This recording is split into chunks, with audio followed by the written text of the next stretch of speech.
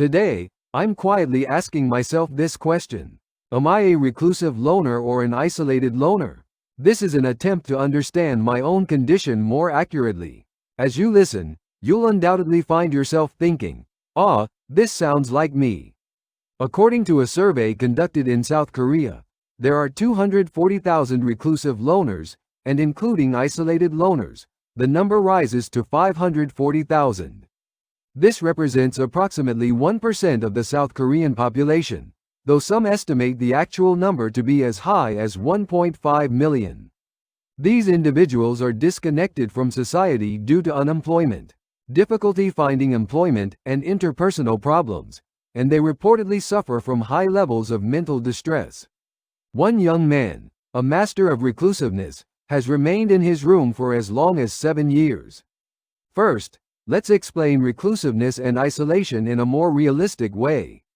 Reclusiveness may seem like staying home a lot, but in reality, it's more of a closed-off state when it comes to forming relationships. You can meet people, but you don't want to, and the mere thought of maintaining a relationship is exhausting. You delay responding to calls, and the moment you make an appointment, you're already exhausted. The first thought that comes to mind is, if I go out, it'll just make things worse. Isolation, on the other hand, is a bit different. It's more like a feeling of not having a place to belong, even if you want to go out and mingle. You want to get close to someone, but you don't know how to begin, and you feel like it's too late to enter into a relationship that's already formed. So, you end up alone. It's more of a consequence than a choice. Now, let's imagine a more realistic scenes. Suppose you're at a class reunion after a long time. Someone greets you warmly. Hey, it's been a long time. What are you up to these days? What emotions arise in your heart when you hear that question? Haven't these thoughts crossed your mind? Everyone looks so great. I came out for nothing. My story is so shabby. I have nothing to say. Some people boasted about their recent life naturally. I just got promoted. I just bought a house in Gangnam and moved in.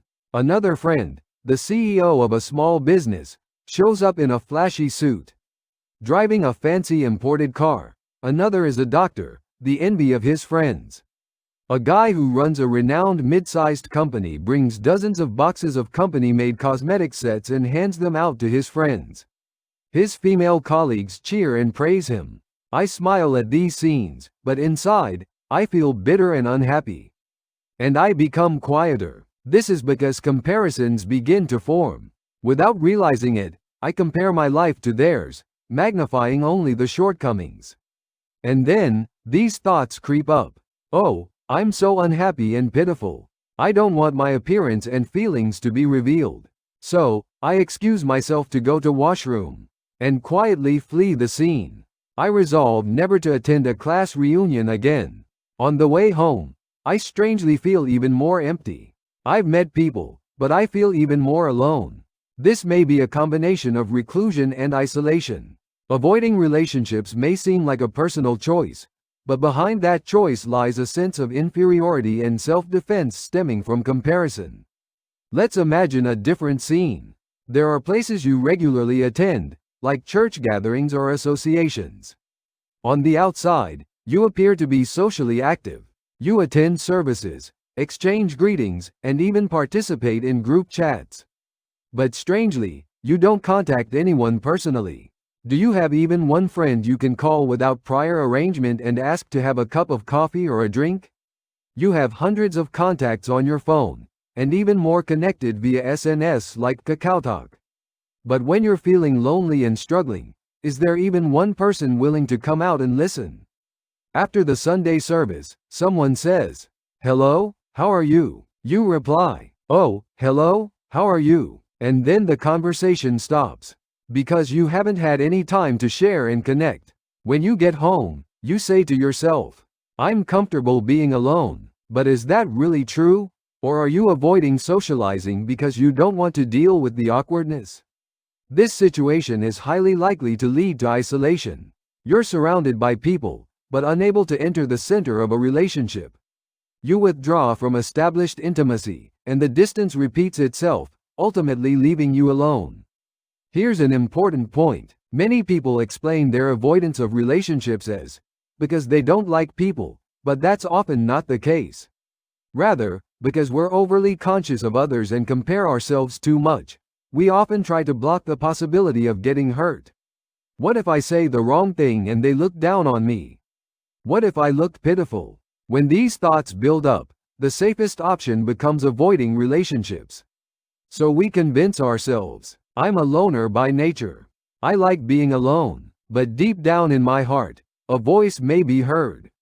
Still, I want to share my innermost feelings with someone. At this point, it's helpful to ask yourself a very honest question. If I were in a relationship where I didn't have to compare myself, be judged, or show off, would I still want to be alone? In that kind of relationship, would I want to get closer to someone at least once?